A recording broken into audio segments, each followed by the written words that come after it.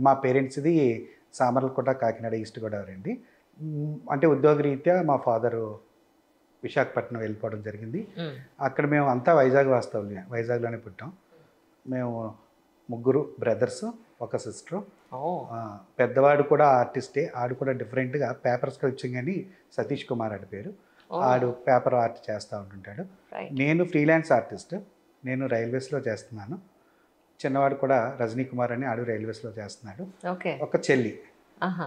మా విజయలక్ష్మి అని తను అంటే తను కూడా కొంచెం టాలెంటెడే. కుట్లు, అల్లికల్లో చేస్తూ ఉంటది. అంటే మీ పేరెంట్స్‌కేమన్నా ఈ ఆర్ట్ ఉందండి? మీకెలా వచ్చింది యాక్చువల్లీ? పేరెంట్స్‌కి తెలీదు కానీ మేడం. ఆ!